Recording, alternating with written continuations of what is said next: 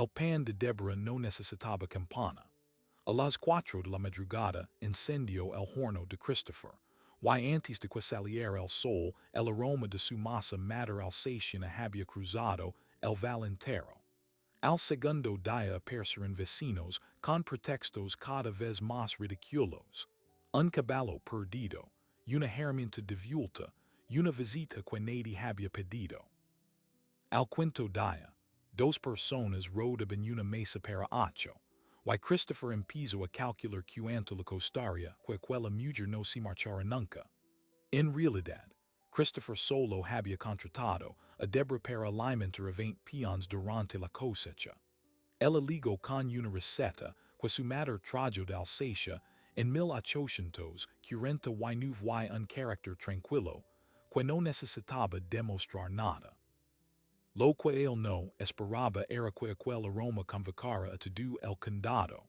Ni que 3 semanas después él estuviera inventando pretextos para que aquella mujer de talla grande, harina en el cabello y manos que obraban milagros, no se marchara jamás. Christopher Callahan necesitaba una cocinera antes del lunes. La cosecha de trigo de 1878 estaba a días de empezar. 20 peones contratados y durmiendo en el granero. Y la mujer que había levado las alas del rancho durante 4 años se había ido un juve sin aviso previo, harta del polvo, del calor y de un patrón que no recordaba agradecer una comida en todo ese tiempo. Christopher colgó un anuncio en la tienda general de Drywater Creek con la misma expresión con que cerraba un trato de ganado, seco, directo, sin esperar milagros. Buscaba manos capaces y un carácter que no se quebrara al tercer día. No pidió referencias. No podía permitirse ese lujo. Necesitaba alguien que encendiera la estufa antes del amanecer y no preguntara si el rancho iba bien o mal. Deborah ligó el sábado con una maleta de cuero agrietado, y una propuesta de menú que había escrito en papel de straza con letra perja y sin una sola falta. Tenía 31 años, caderas anchas, un moño que ya se le estaba soltando, y la cama particular de quien ha cocinado para hambre de verdad y no se asusta por 20 estómagos vacíos. Christopher leyó su menú de una semana, guisos, pan de maíz, carne salada, y una línea al final que decía simplemente pan dulce, receta familiar y la miró como había mirado el anuncio. Sin entusiasmo visible, pero sin rechazo. Ella le sostuvo la mirada con la misma tranquilidad. Era de esas personas que no necesitaban gustar para quedarse, solo trabajar, y a Christopher le bastó. Le enseñó la habitación junto a la cocina y volvió a sus cuentas. A las 4 de la madrugada del domingo, antes de que el primer gallo cantara, Deborah encendió el horno. No hizo ruido. Encendió la leña. Esperó la temperatura exacta que había aprendido de su madre en Alsacia. Una mujer que cruz. El anciano con una masa madre viva envuelta en un paño húmedo. Y metió las manos en la harina como si no levara un año sin horno propio. La masa levaba trigo rojo, un fermento que olía ligeramente a vino y anus, y una técnica que ningún panadero americano habría sabido describir sin verla. El aroma salió por la chimenea y bajó por la ladera este del val antes de que el sol tocara los cultivos. Ligó a la granja de los Whittaker, a casi media milla, y Martha Whittaker se despertó con la sensación de que alguien estaba horneando en su propia cocina. Salió al porche en camisón y aspiró el air como si no lo creyera. En el rancho Callahan, los peones se centran a desayunar con el pan todavía tibio, la corteza crujiente partiendo bajo los dedos, el interior blando y dorado como una nube de mantequilla que no necesitaba nada más. Para el más joven dio un mordisco y se quedó quieto. Luego miró a los demás. Esto no es pan dijo. Esto es otra cosa. Nadie le contradijo. Ni siquiera Christopher, que cambio su ración de payunto, la puerta con el libro de cuentas abierto en una mano, y el pan en la otra, y noto aunque no lo digo, que quel desuno si percha lo que su madre horniba antes de quel east si la levara. Al mediodía, Martha Whittaker apareció en el camino del rancho con un pretexto tan transparent que ni ella misma si lo creo. Trae un taro de mermelada, dijo, que había sobrado de la temporada pasada, y pensó que quizá al señor Callahan le vendría bien, con tantos hombres que alimentar. Deborah la recibió en la cocina con el delantal cubierto de harina y una hagaza recién salida del horno sobre la mesa. Martha se fue media hora después con la receta de la mermelada en el taro, las mejillas encendidas y el estómago lleno. No había venido por la mermelada. Al día siguiente apareció Amos DeWitt, un granjero viudo que vivía a 2 millas y media y que jamás había visitado el rancho Callahan en 15 años. Traía una herramienta que supuestamente le había prestado a Christopher el verano anterior. Christopher no recordaba haber prestado nada, y se cuidó el tiempo suficiente para que Deborah le ofreciera un trozo de pan de maíz con frijoles. Si fue hablando del clima y mirando hacia la cocina como quien memoriza la ubicación de un tesoro. Para el tercer día ya no se molestaban en traer excusas. Llegaron los Harlow, los Garvey, la vieja señora Prentice con su bastón y su nieta. Dos personas alrededor de una mesa que apenas alcanzaba para 8, los peones contando con los vecinos, los niños corriendo entre las sillas, las mujeres pidiendo a Deborah que les enseñara el punto de la masa. Christopher observaba desde la puerta del granero con los brazos cruzados y una expresión alegible. No había contratado a una panadera para alimentar al condado. La había contratado para 3 semanas de cosecha. Pero lo que salía de aquel horno no obedecía contratas.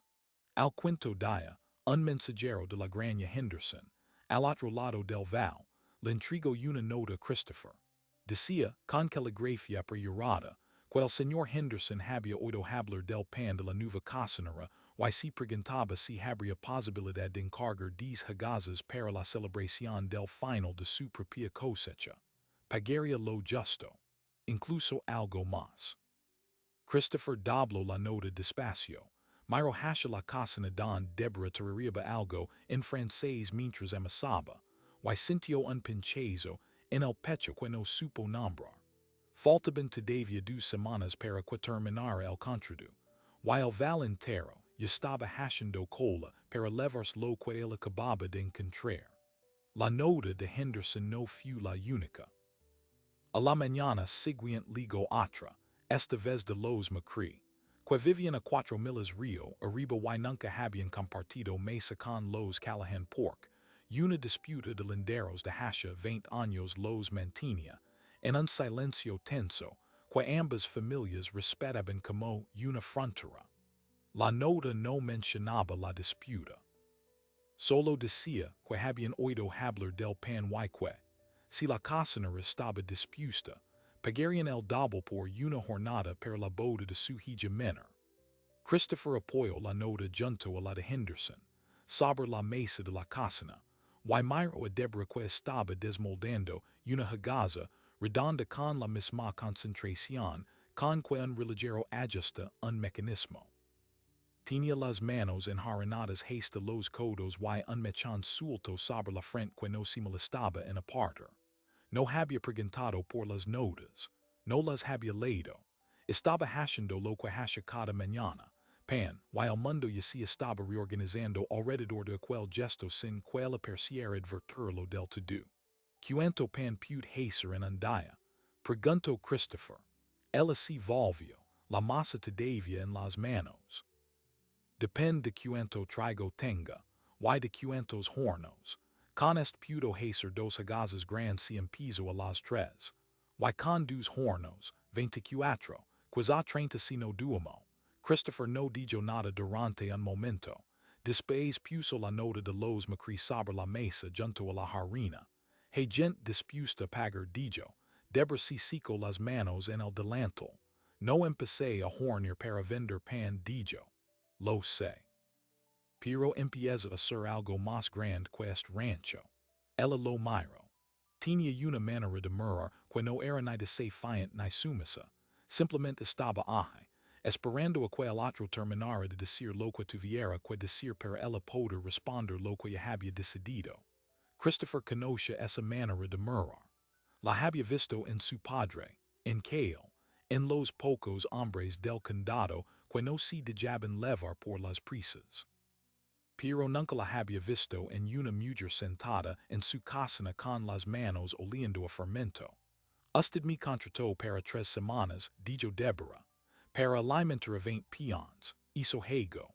Lo demás dijo la frase en el air como quien deja una masa levando, sin prisa, esperando el momento exacto. Lo demás es lo que está ocurriendo, dijo él. Ella no lo negó. Esa misma tarde, Christopher se encontró haciendo algo que no había hecho en años. Fue al cobertizo don guardaba las herramientas viejas y sacó los ladrillos refractarios que habían sobrado de la construcción del humidero.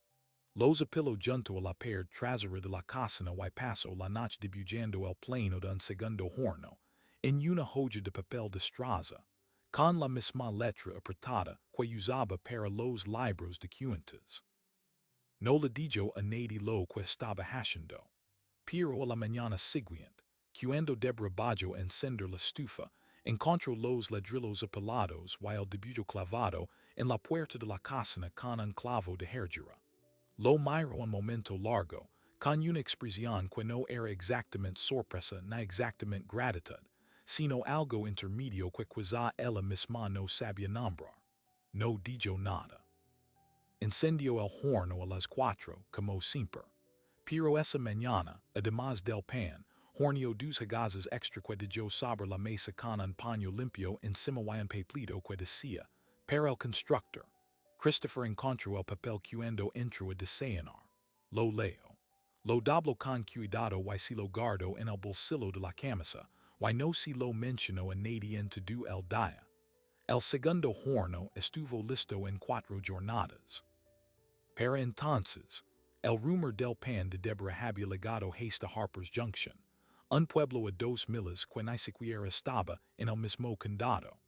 El dueño del Hotel Harper's Rest, un hombre calvo y nervioso llamado Ellery Sims, se presentó en el rancho un martes con un carriage alquilado y una oferta que le temblaba en la voz como si supiera que estaba a punto de cruzar una línea. Quería un contrato de exclusividad. Quería 20 hagazas diarias para el comedor del hotel, pagadas a precio de mercado más un 5%, y estaba dispuesto a firmar por 6 meses. Dijo que el ferrocarril estaba trayendo pasajeros de Kansas City que preguntaban por el pan del Val, y que él no pensaba dejar que otro hotel les diera lo que Harper's Rest podía ofrecer primero. Christopher lo escuchó, en el porche con los brazos cruzados y la mandíbula apretada. No le gustaba Sims. No le gustaba su carriage alquilado ni su 5% ni la palabra exclusividad, que sonaba a trampa disfrazada de negocio. Pero lo que menos le gustaba era la parte de la oferta que Sims no había dicho en voz alta, que quería levarse a Deborah Harper's Junction. Que el pan no era lo mismo sin la panadera, y que la panadera, si el dinero era suficiente, podía no ser de nadie. La cocinera no está inventa, dijo Christopher. Sims parpadeó como si no entendiera la frase. No estoy comprando la cocinera, señor Callahan. Estoy comprando el pan. El pan no existe sin ella. Y ella trabaja aquí. Por ahora, dijo Sims con una sonrisa fina que a Christopher le dio ganas de borrar de la cara. Deborah apareció en la puerta de la cocina justo en ese momento. Traía una hagaza envuelta en un paño y se la tendió a Sims sin decir nada. Él la tomó, la olió, y algo en su expresión cambió. La suficiencia se le escurrió como el agua entre los dedos. Ali, en sus manos, estaba el pan del que todo el mundo hablaba, y por primera vez Sims entendió que aquello no era un producto que se pudiera reproducir con harina y levadura comprada. Aquello era otra cosa. Si fue sin firma nada. Pero la oferta cuido flotando, en el air del rancho como el aroma del pan recién hecho. Why Christopher supo que no sería la última. Esa noche, Deborah estaba amasando por el día siguiente cuando Christopher entró en la cocina y se sentó en el banco junto a la ventana. No era algo que hiciera normalmente. Normalmente cenaba y desaparecía en la oficina con el libro de cuentas hasta que la casa se quedaba en silencio. Pero esa noche se cuidó. Observo como ella trabajaba la masa con movimientos precisos, rítmicos, casi hipnóticos. Las manos hundiendo y doblando, como si cada movimiento contuviera una memoria que venía de milillos. Porque si fue la cocinera anterior, preguntó Deborah sin dejar de amasar. Christopher no respondió de inmediato. Si pasó una mano por la nuca. Porque no le pagaba suficiente. Porque no le daba las gracias. Porque este rancho puede ser un lugar difícil para cualquiera que espera algo más que trabajo. Y usted, dijo ella, que espera, era una pregunta que podía significar muchas cosas. Christopher eligió la más sencilla. Espero que la cosecha quede bien. Y que la próxima temporada no sea tan seca como esta. Ella amasó un momento más. Yo esperaba, dijo en voz baja, que alguien alguna vez supiera lo que significa este pan. No cuento cuesta, ni cuento si vende. Lo que significa. Levanto la vista hacia él. Mi madre trajo esta masa madre desde Alsacia cruzando el océano. La alimento durante 6 semanas de trevilla con harina que iba racionando. Casi se mura de hambre por no gastar la harina en comida para ella. Y cuando ligo a Nueva York, lo primero que hizo fue encender un horno. Señaló la masa. Esto no es harina y agua. Es la historia de una mujer que cruzó un océano para que su hija pudiera hornear un día en una tierra donde nadie la conoce. La cocina se quedó en silencio. Christopher miró la masa como si la viera por primera vez. Por eso Hewell así dijo. Deborah asintió. Por eso Hewell así. Al día siguiente, algo cambió en la forma en que Christopher la miraba. Ella no supo definir exactamente qué era, pero lo notó. Lo notó en cómo él acercaba el café sin que ella lo pidiera, en cómo se quedaba junto a la puerta de la cocina mientras ella horneaba, en cómo preguntaba por los pedidos con un tono, que ya no era de patrón empleado sino de alguien que estaba calculando algo mucho más personal que un margen de ganancia. Y luego ligo la tormenta. No de agua, de gente. El sábado amanció con una fila de carretas en el camino del rancho. No eran vecinos con pretextos. Eran compradores, granjeros tenderos, un repostero de which que había hecho el viaje en diligencia, y dos mujeres de una congregación metodista que querían encargar pan para la fiesta paroquial. Había niños, caballos, sombreros, cestas. El patio del rancho Callahan parecía un mercado improvisado, y en el centro de todo, con el delantal blanco y las manos enjaranadas, estaba Deborah sirviendo hagazes como si llevara años haciendo exactamente eso. Christopher observaba desde la puerta del granero. A su lado Perry, el peón joven, masticaba un trozo de pan. Señor Callahan, dijo Perry, usted sabía que esto iba a pasar. Number pork pers un milagro. Lo es dijo Christopher, pero los milagros no duran. Perry lo miró sin entender. Christopher no explicó nada. Se quedó mirando a Deborah repartir pan entre los compradores, y sintió ese pinchazo otra vez, más agudo ahora, más definido. No era celos. No era miedo a perder una cocinera. Era el vértigo de saber que algo bueno había legado a su vida sin que él lo hubiera pedido, y que ese algo bueno tenía fecha de caducidad, como todo lo que importaba. Fue entonces cuando el hombre del ferro apareció. Se llamaba Arthur P. Mathers, y ligó en un coche negro tirado por dos caballos que no tenían nada que ver con los caballos de trabajo del condado. Vestía un traje oscuro que había costado más de lo que la mayoría de los rancheros ganaban en un mes, y bajo del coch con la seguridad de quien está acostumbrado a que el suelo se adapta sus pies y no al revés.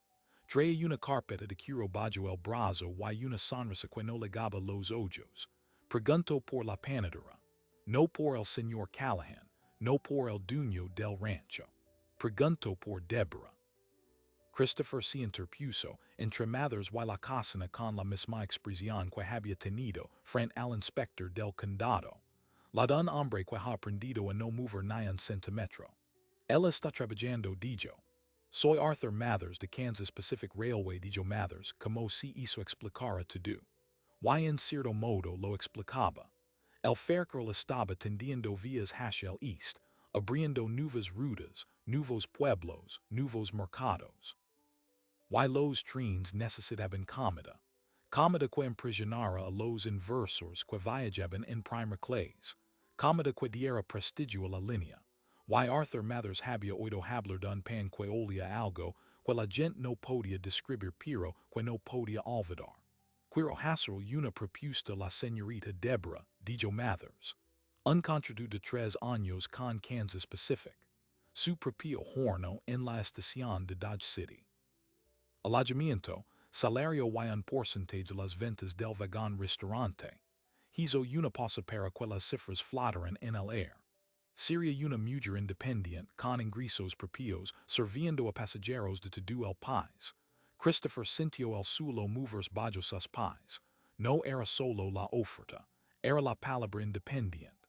Era el ferrocarril legendola de Drywater Creek, del rancho, de él. Era todo lo que no había sabido que temía. Deborah salió de la cocina en ese momento y escuchó la oferta de pie, con el delantal manchado y las manos quietas a los costados. No interrumpió. Dejó que Mathers terminara, que desplegara su carpeta, que señalara cifras con el dedo manicurado. Luego miró a Christopher solo un instante, y en esa mirada había algo que Mathers no podía ver pero que Christopher captó como un fogonazo. Una pregunta silenciosa, un que hago. Y un que quieres que haga. Todo en una sola fracción de segundo. La señorita Deborah necesita tiempo para pensarlo, dijo Christopher antes de que ella pudiera hablar. Por supuesto, dijo Mathers con la seguridad de quien está acostumbrado a que el tiempo juega a su favor. Estaré en Harper's Junction hasta el jueves. Espero su respuesta. Dejó una tarjeta sobre la mesa, impresa, con letras doradas, y se fue en su coche negro sin mirar atrás. Esa noche, Deborah no horneó pan extra.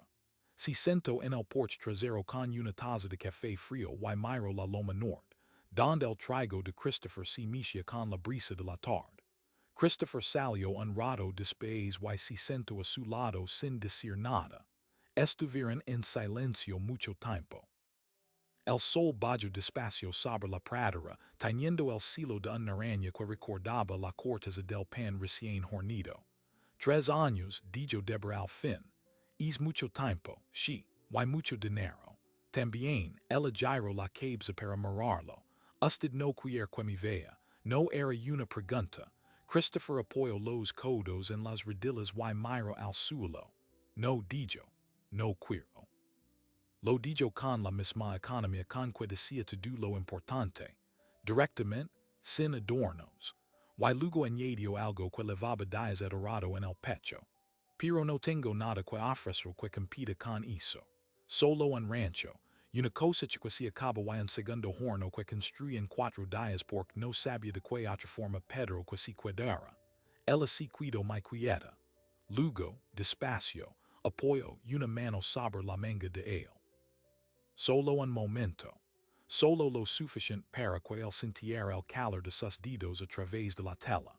A veces, dijo ella, lo único que una mujer necesita es que le pidan que se quede. Y se levantó y volvió a la cocina. Lo dejó allí, en el porche, con el cielo oscureciendo y el aroma del pan flotando en el aire como una promesa que todavía no se había pronunciado del todo. Pero a la mañana siguiente, algo cambió. Deborah bajó a encender el horno a las 4, como siempre, y encontró que alguien había estado allí antes. El cuenco de la masa madre, El que había cruzado el océano con su madre, no estaba donde ella lo había dejado. Estaba en el suelo volcado. La masa viva, aquella criatura de harina y bacterias, y memoria que levaba viva desde 1849, estaba esparcida por las baldosas con marcas de pisadas alrededor. No había sido un accidente. Las pisadas no eran de bote de trabajo, eran de zapato fino, de suela lisa, como los que levaban los hombres que no trabajaban la tierra. Debra sequido de pie en la puerta de la casina con el corazón golpeando en el pecho, y supo, con una certeza fría y antigua, que alguien no quería que ella horneara ese pan. Y quizá alguien no quería que ella estuviera allí. Debra no gritó. No llamó a nadie. Sequido de pie, en la puerta de la casina con las manos apretadas contra el delantal y los ojos fijos, en aquella mancha de masa, viva esparcida por el suelo como si alguien hubiera querido borrar de un golpe 40 años de historia.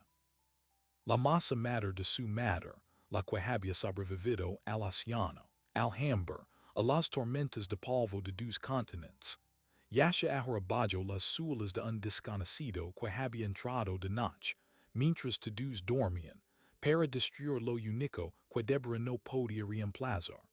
Christopher la encontró allí cuando bajo a desayunar. Vaya el cuenco volcado, las pisadas sobre las baldosas, el rostro de ella que no mostraba lágrimas pero sí algo peor. Esa quietud vacia de quien acaba de perder algo que no se mide en dinero.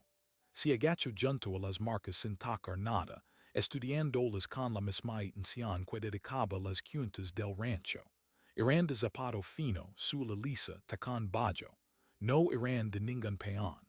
No eran de ningún vecino. Eran de un hombre que no trabajaba con las manos. Mathers dijo Christopher, pero lo dijo como una pregunta que conoce la respuesta. O alguien enviado por él, respondió Deborah sin moverse de la puerta. Él se incorporó y la miró. Tenía guardada alguna reserva, algo que no estuviera aquí. Ella negó despacio con la cabeza. El gesto le costó más que cualquier palabra. Toda la masa madre estaba en aquel cuenco. La alimentaba cada día, la cuidaba como si cuida un fuego que no puede apagarse porque si se apaga no hay forma de volver a encenderlo. No había reserva, no había copia. Lo que su madre había traído de Alsacia se había perdido en el suelo de una casina prestada. Christopher se quedó calado un momento. Luego hizo algo que no entraba en el carácter que el condado le conoce. Se quitó el sombrero, lo dejó sobre la mesa y se arrodilló junto al desastre. Con una cuchara de madera y un paño limpio, empezó a recoger lo que quedaba de la masa esparcida, raspando con cuidado cada resto que aún se aferraba las baldosas. No era mucho, era casi nada, pero lo recogió como si fuera oro. ¿Qué está haciendo?, preguntó ella. No lo sé, dijo él. Pero no voy a dejar que esto se acabe así. Apareció en la puerta trasera, via la cena y entendió lo suficiente para salir corriendo hacia el granero. En menos de 10 minutos, todo el rancho estaba en pie. Kale, que nunca mostraba urgencia, ligó con un frasco limpio y ayudó a Christopher a transferir los restos recuperados sin decir una palabra. Del ensilo un caballo y se fue al pueblo en busca del Dr. Hennessy, no porque fuera médico de masas madre, sino porque era el hombre más sensato del condado y quizá supiera de alguien que entendiera de fermentos. Pero fue Martha Whittaker quien ligó primero. Había venido aquella mañana con su pretexto de siempre, un tarro de conserva, la excusa de turno. Y se encontró con la casina en silencio y Deborah sentada en un taburete con las manos vacías sobre el regazo. Martha miró el cuenco volcado, las marcas en el suelo, a Christopher arrodillado con la cuchara, y no necesito que nadie le explicara nada. El pan que me levé el martes, dijo Martha de repente. El que usted me dio cuando vine con la mermelada, todavía tiene masa viva dentro. Deborah levantó la cabeza. Algo si illumino detrás de sus ojos apenas un destello. La corteza dijo. Si el pan no se ha secado del todo, la corteza conserva parte del fermento. Si puede reinacer una masa madre a partir de un trozo de pan ya hornido. Entonces no está perdido, dijo Martha. Necesitaria un trozo de cada hagaza cuidado, respondió Deborah. Cuantos más posibilidades de que el fermento prenda confusa. Martha no esperó ni un segundo. Salió de la cocina, subió azucarada y recorrió el val entero aquella mañana. Llamó a la puerta de los Macri, que aún no le dirigen la palabra a los Callahan desde la disputa de los linderos. Les explicó lo ocurrido. Los Macri tenían media hagaza guardada en la despensa. La entregaron sin conditions. Martha fue a los Harlow, a los Garvey, a casa de la señora Prentice. Fue a Harper's Junction y habló con Ellery Sims, que aún guardaba la hagaza que Deborah le había dado el día de su visita. Sims, que no era un hombre generoso pero sí un hombre práctico, se la entregó a regañadientes porque sabía que sin pan no habría negocio para nadie. Al atardecer, la mesa de la cocina del rancho Callahan estaba cubierta de trozos de pan. Había cortezas de todos los tamaños, migas envueltas en paños, hagazas enteras que algunas familias habían guardado sin tocar porque olían demasiado bien para comerlas de una vez. Los vecinos no solo habían traído el pan, si habían traído a sí mismas. La cocina estaba llena de gente que nunca había estado allí junta. Los Macri hombro con los Callahan, Martha Whittaker removiendo algo en la estufa, la señora Prentice sentada en el banco con su bastón y una expresión de autoridad silenciosa.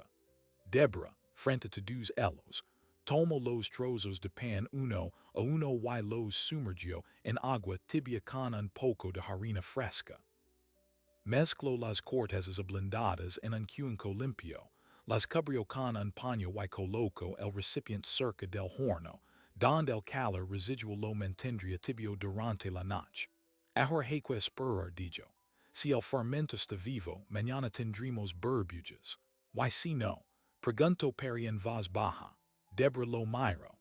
Entonces habremos perdido algo que no se puede recuperar. Pero no habremos perdido la receta, ni las manos, ni la gente que ha traído el pan de vuelta. Esa noche, el rancho Callahan no durmió. Nadie quería antes de saber si el fermento revivía. Prepararon café, encendieron una hoguera en el patio y se sentaron alrededor como si fuera una vigilia. Los Macri hablaron con los Callahan por primera vez en 20 años. Primero con frases cortas y luego con párrafos enteros, que fueron cerrando una grieta que ya nadie recordaba como había empezado. Amos DeWitt contó historias de su juventud que nadie le había pedido, y que resultaron ser sorprendentemente buenas. Hasta Sims apareció al filo de la medianoche, con su carriage oculado y su nerviosismo intacto, y se quedó en un rincón bebiendo café como si no supiera muy bien que hacía allí, pero sin atreverse a marcharse. Christopher observaba todo desde la puerta de la cocina. Veía a Deborah moverse entre los vecinos con aquella cama suya, sirviendo café, aceptando palabras de ánimo, revisando el cuenco cada media hora con la misma devoción con que su madre debió de revisar la masa durante la travesía del océano. Y supo, con una claridad que no admitía dudas, que aquella mujer no era solo una cocinera. Era el centro de algo que el val no sabía que necesitaba hasta que ella apareció. Pero todavía quedaba el asunto de Mathers. Las hulas en la cocina no habían desaparecido del suelo ni de la cabeza de Christopher. Mientras la vigilia seguía en el patio, él tomó aquel apart y le mostró las marcas que había cubierto con un trapo para preservarlas. Que él las estudió con la misma atención con que examinaba un animal enfermo. Conozco esas suelas, dijo Cale. Las he visto antes. Las levaba el hombre que acompañaba a Mathers en el coche, el secretario o lo que fuera, el que no habló en todo el rato, El Quetamaba notas Dijo Christopher. Essay. Estuvo aquí el día que vino Mathers, mirándolo todo como quien hace un inventario. Christopher salió al patio con la mandíbula apretada. No tenía pruebas que pudieran levarse ante un juez.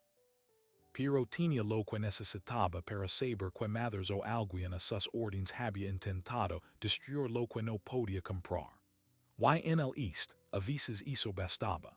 Al amanecer, Deborah levantó el paño del cunco. La masa burbujiba.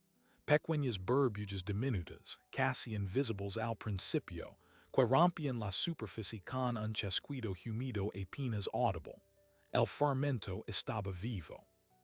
La masa madre de Alsacia, nacida de los trozos de pan que sus vecinos la habían devuelto, respiraba otra vez. Un murmullo recorrió el patio. La señora Prentice se secó una lágrima con el dorso de la mano. Perry soltó una risa corta que sonó más alivio que alegría. Martha Whittaker aplaudió sin pensar, como si estuviera en una feria, y luego se tapó la boca avergonzada. Nadie se lo reprochó. Christopher se acercó a Deborah. Ella sostenía el cunco entre las manos como quien sostiene algo sagrado, y cuando levantó la vista hacia él veía en sus ojos la misma expresión que debió de tener su madre al desembarcar en Nueva York con la masa viva apretada contra el pecho. Ha vuelto, dijo ella. Nunca se fue, respondió él. Solo necesitaba que la ayudáramos un poco. Fue entonces cuando Deborah tomó una decisión. No la anunció. Simplemente fue hasta donde estaba Ellery Sims, que seguía en su rincón sin atreverse a intervenir, y le dijo: dígale al señor Mathers que no acepto su oferta. No me voy a Dodge City. No me voy a ninguna parte. Sims abrió la boca para decir algo, probablemente un argumento comercial, pero via la expresión de Deborah y la cerró. Asintió, se levantó y se fue sin hacer ruido. Luego ella se volvió hacia Christopher. Pero tengo una condición, dijo. La que sí. No quiero ser solo la cocinera. Si me cuido, quiero que esto señaló la cocina, el horno, la mesa llena de cortezas de pan si algo más grande. Un horno de verdad, con espacio para todo el que quiera aprender. Y quiero que los vecinos puedan venir sin tener que inventar pretextos. Christopher la miró como la había mirado desde el primer día, sin pestañear, calculando, midiendo. Pero esta vez había algo más en su mirada. Algo que no era calculo. Trato hecho, dijo. Esa misma semana, Christopher empezó a derribar la pared trasera de la cocina. El segundo horno que había construido iba a ser solo al principio. Contrató a los Macri, que resultaron ser excelentes carpinteros, y juntos trazaron el plano de un obrador de pan que ocuparía el ala east del rancho. Los Harlow donaron vigas de su propio heredero. Amos DeWitt apareció con una carretada de ladrillos que había comprado hace años para un proyecto que nunca terminó. Hasta la señora Prentice contribuyó con un mantel de lino que había bordado de joven y que, según ella, llevaba años esperando una mesa digna. Y en el centro de todo, delante del horno nuevo que un óleo mortero fresco, Deborah amasaba la masa madre que sus vecinos la habían devuelto. Ya no era solo suya. Era de todos. Y cada mañana, cuando el aroma volvía a cruzar el val, nadie necesitaba inventar excusas. Simplemente venían, se sentaban a la mesa y esperaban a que el pan estuviera listo. Pero el hombre que había volcado el cunco seguía sin aparecer. Y Christopher sabía que, mientras Mathers no recibiera una respuesta definitiva de Deborah, el fercarol no se daría por vencido tan fácilmente. Porque Arthur P. Mathers no era un hombre que aceptara un no, y en algún lugar entre Harper's Junction y la estación de Dodge City, estaba planeando su siguiente movimiento. Mathers no tardó en hacer su siguiente movimiento.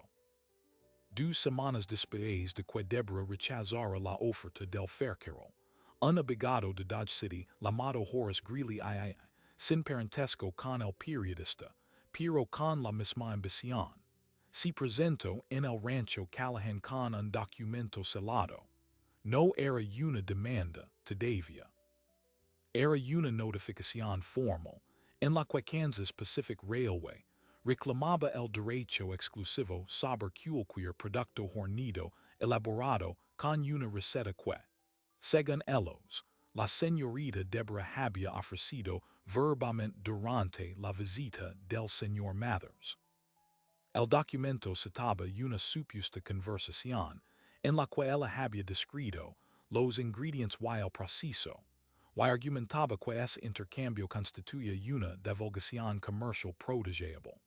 Era un disparate jurídico, pero los disparates jurídicos, en territorios donde la ley legaba caballo y no siempre con buena letra, podían paralizar un negocio pequeño durante meses. Christopher leyó el documento en el porche con los dientes apretados. Deborah estaba a su lado, con las manos quietas sobre el delantal y una expresión que ella conocía. No era miedo, era indignación contenida. No le di ninguna receta, dijo ella. Le di pan, solo pan. Lo sé, dijo Christopher, pero quiere asustarnos. Cree que si nos cuesta dinero defendernos acabaremos cediendo. ¿Y que vamos a hacer? Christopher dobló el documento y se lo guardó en el bolsillo de la camisa, junto al papelito que ella le había dejado semanas atrás, aquel que decía, para el constructor. Lo levaba ahí desde entonces. Vamos a hacer lo que hemos hecho desde que usted ligo, dijo él. Vamos a demostrar que esto es más grande que un papel. Esa misma semana, Christopher envió una carta a un juez federal de Topeka a través del Dr. Hennessy, que resultó tener contactos en la capital del estado. La carta explicaba la situación con claridad y adjuntaba declaraciones de vecinos que habían presenciado la visita de Mathers y podían atestiguar que Deborah nunca había revelado receta alguna. Martha Whitaker firmó una declaración. Los McCree firmaron otra. Amos DeWitt, que apenas sabía escribir, estampó una equis temblorosa que valía tanto como una firma. Hasta Ellery Sims, desde Harper's Junction, envió una nota certificando que la panadera jamás le había ofrecido información confidencial, solo una hagaza envuelta en un paño. Pero la prueba definitiva la aportó la propia masa mater. Deborah había documentado cada paso del proceso de resurrección del fermento tras el sabotaje, anotando en un cuaderno escolar cada burbuja, cada temperatura, cada trozo de pan recuperado de los vecinos.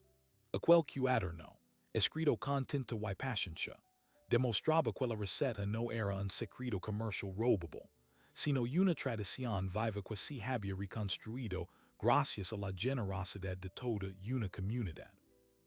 El abogado de Dodge City, al verlo, comprendió que aquel caso no se ganaba en los tribunales sino en la cocina, y que su cliente había metido la pata al subestimar a una mujer que horneaba pan y a un pueblo dispuesto a defenderla. El reclamo fue reiterado una semana después.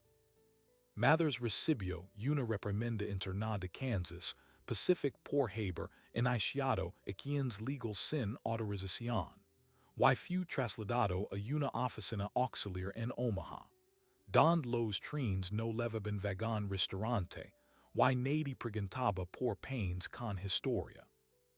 El secretario de las Sulas Finas desapareció con él, y las hulas de la cocina fueron borradas definitivamente con agua y jabón por Deborah una mañana cualquiera, sin ceremonia, simplemente porque no hacía falta conservarlas. El obrador se inauguró el primer domingo de octubre, con las espigas de trigo doradas meciéndose en los campos y un cielo tan limpio que parecía recién lavado. No hubo discursos.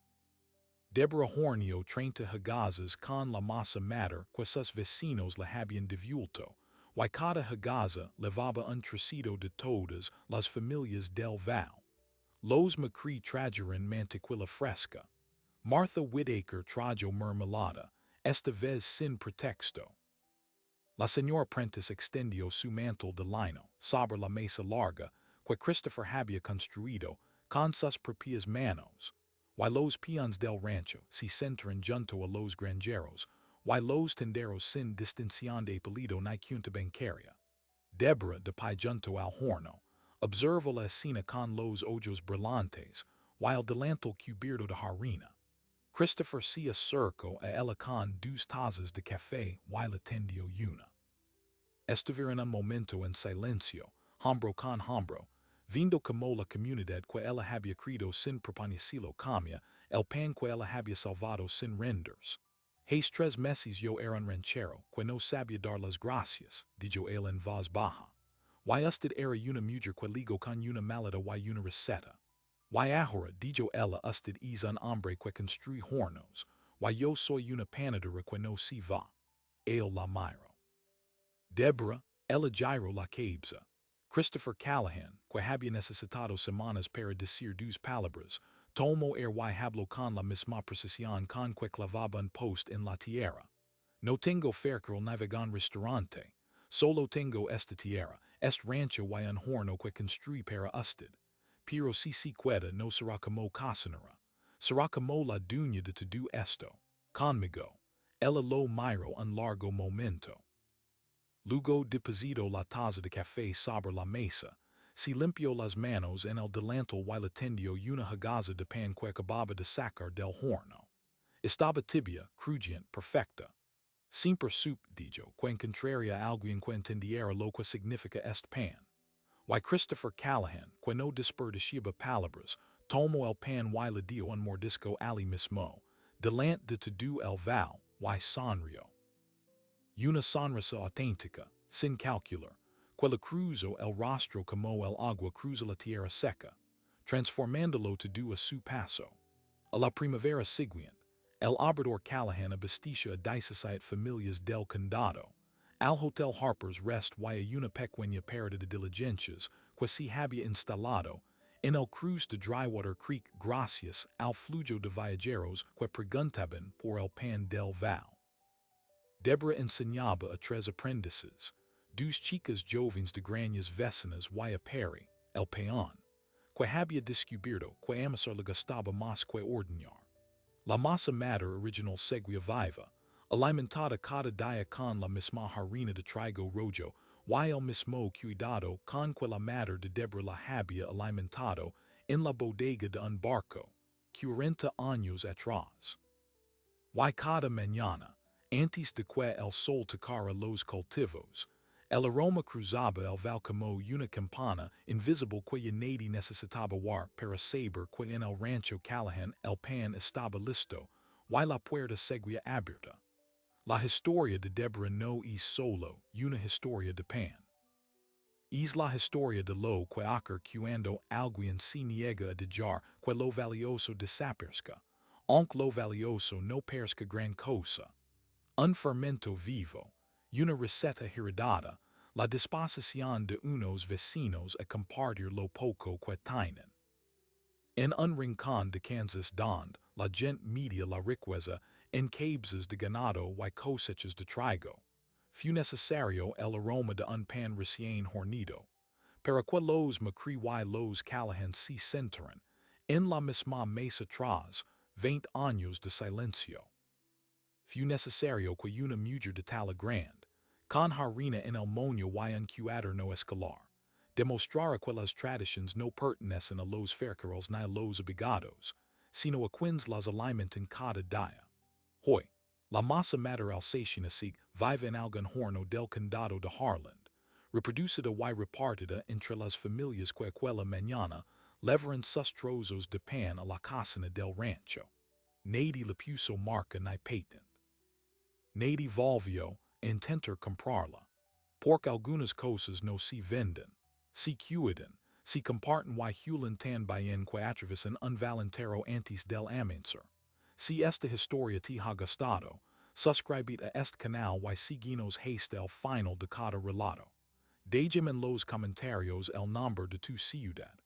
Quiero saber desde donde nos escuchas y hasta donde llega el olor de este pan.